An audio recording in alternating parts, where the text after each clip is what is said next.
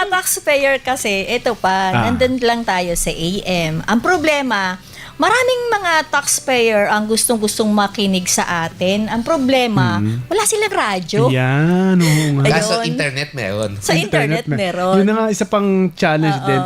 Kasi may mga bahay na ngayon wala ng radio. Kapartner Randy, At kapartner AM. Chris. Oo, AM.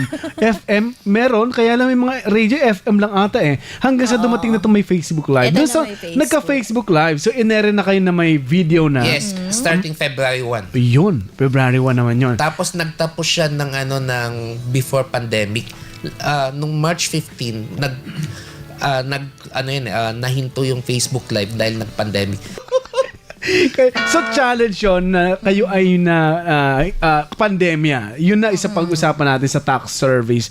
To, nung pandemic, alam natin na lahat tayo naka-remote eh. So anong ginawa niyong diskarte? Wala nang Facebook Live pero tuloy yung radio. Yes. So paano kayo nagbo-broadcast? Marami. Yun, kakatuwa. Kapatid Randy, ako muna. Sige, alamin natin. Eto masaya. Wala ako sa Manila. So, pack na ako ng things ko. Saan ako mag-i-stay?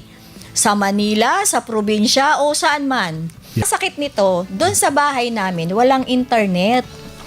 So, siguro mga 100 meters away, may signal doon sa puno ng duhat.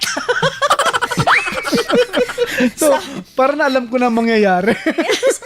Sabi ko, nako Randy, Sir Randy, paano to? So, ginagawa ko dun, sir, 5:30. Pa-practice ko na, may signal ba dito? May signal Ay, ba hanap dito? mo ng signal. Hanap na ako ng signal. Shucks. Yun. Dala-dala ko na yung aking script.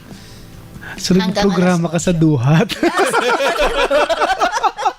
That time kasi, from March 15, naka-Viber patch na lang kami. Ayun, oo.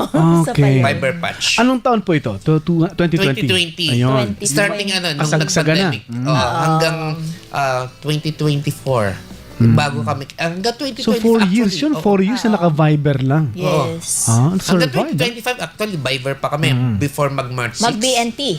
Bago mag-May 6 pala, naka-Viber patch pa din. Oo nga. Kasi alam ko, talagang, kayo, alam ko pag naka-live kayo, audio lang, audio. At yun Audio. ay Viber ang ginagamit.